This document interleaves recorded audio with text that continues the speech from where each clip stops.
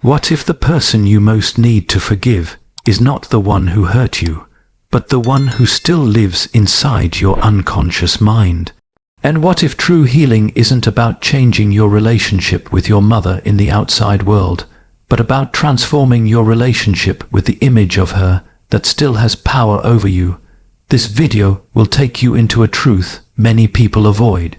The impact of the mother archetype on your emotional development, your sense of self, and your freedom to live fully. Inspired by the work of Carl Jung, this is not a comfortable journey, but it is a necessary one.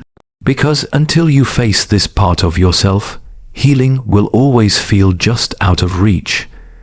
Before we begin, make sure to subscribe to the Mental Dose channel and join our Telegram community for early access to new videos and deeper insights into personal and spiritual growth. Now, let's get started. Carl Jung coined the term mother complex to describe the deep unconscious patterns we form in childhood around the figure of the mother. These patterns persist long after we've grown up. They silently guide our reactions, shape our expectations, and color our emotional lives. But here's the key. The mother complex is not about blaming her. It's about realizing how the psychic imprint of her presence lingers in your inner world. These imprints shape emotional responses in ways that defy logic. Maybe you find yourself deeply triggered by criticism. Maybe you can't receive love without suspicion. Maybe you keep chasing the approval of others like oxygen. These aren't just personal flaws.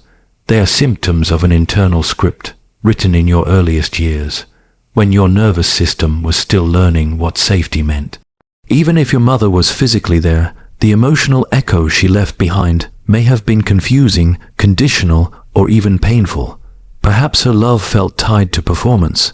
Perhaps her expectations outweighed your capacity. Perhaps her own struggles left little room for yours. These experiences don't just hurt. They shape the very story you tell yourself about who you are.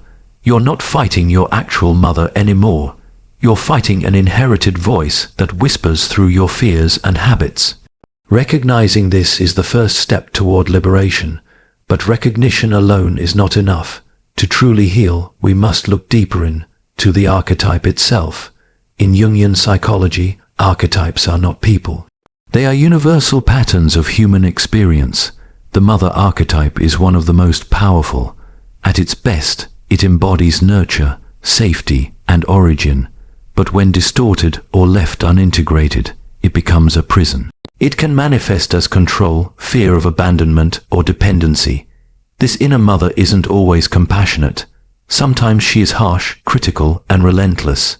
She tells you that you must be perfect to be loved, that your needs are too much, that your boundaries are selfish, that your ambitions are dangerous. And though this voice may sound like your mother, it actually lives inside you. The danger is, you don't leave this archetype in childhood. You carry it into adulthood. You may expect partners to rescue you, to parent you, to heal a wound they never caused. And when they fail to meet that invisible demand, you feel abandoned all over again. But the truth is, it wasn't them who abandoned you. It's the archetype projecting unmet childhood needs onto them. The way out is this: name the archetype, disidentify from it. Observe when your behavior is being driven by this internalized mother image. That is how you stop being ruled by myth and begin writing a new narrative. But even as you try to change the story, another invisible force holds you back. This is where Bert Hellinger's concept of invisible loyalty comes in: the unconscious belief that healing beyond your parents' pain is an act of betrayal. Somewhere deep inside, you may have made a silent oath to carry your mother's burdens, so she wouldn't have to carry them alone. This loyalty often shows up as self-sabotage. You hold back just as success is near. You retreat from love just as it starts to feel safe. You bury your desires because they feel too much. These aren't random accidents. They are echoes of a child who once believed that outgrowing her mother's pain meant risking her love, or losing her altogether. And so, you may find yourself mirroring her suffering. If she was lonely, you stay lonely. If she was silenced, you hesitate to speak. If she felt small, you shrink yourself. This feels like connection, but it's actually emotional stagnation. Her suffering is not yours to replicate. Your life is not her redemption story. Healing here is not rebellion, it's realignment. It's the courage to say, I honor you not by staying stuck, but by rising. I love you not by echoing your wounds, but by healing them within myself. Before we continue, if this video is resonating with you, share it with someone who needs to hear it. And if you'd like to support this channel, you can click the thanks button below. Now, let's move forward. The most powerful step in breaking this pattern is to reparent yourself. This means giving yourself the care, guidance, and compassion you may have never consistently received. It means becoming the mother your inner child has always longed for. This begins with listening. When sadness arises, don't dismiss it. When fear appears, don't override it. When overwhelm sets in, don't punish yourself for being weak. Instead, ask, what do I need right now? What would a loving mother say to me in this moment? This practice is not indulgent, it's disciplined. It requires vigilance to notice when your inner critic takes over, when your boundaries start to dissolve, when you're repeating the same old dynamic. You must become both nurturer and protector. Validate your feelings, but also guide yourself with truth. Hold yourself through failure without shame. Give rest without guilt. Celebrate without permission. This is the rebirth of self-worth. And if it feels foreign, that's because you're doing something you were never taught. But with practice, this inner relationship becomes the foundation of all others. From this space, you finally stop projecting the archetype onto others and meet them as equals. Breaking the pattern does not mean erasing your past. It means refusing to let it define you. You may never receive the apology you deserved. You may never have the motherly presence you longed for. But that's not the point. The point is, you are no longer a child. Now, you can choose. You can choose to stop identifying with the wounded version of yourself. You can choose to release the myth that someone else must change for you to heal.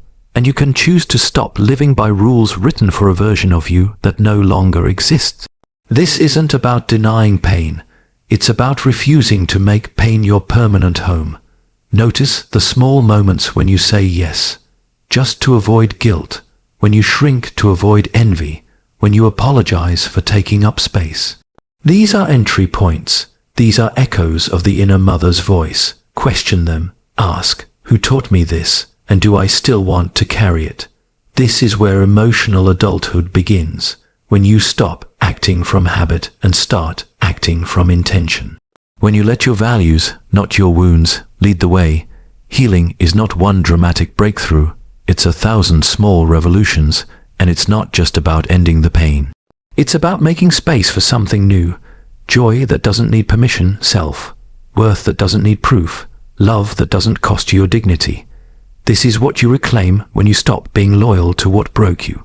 Let your adult self speak.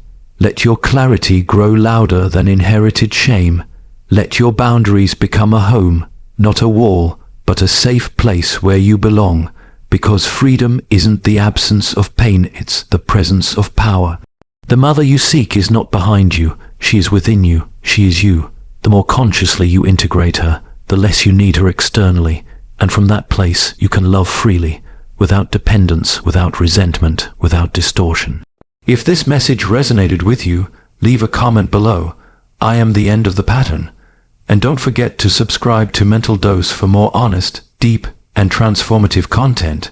Share this video with someone ready to reclaim their inner life.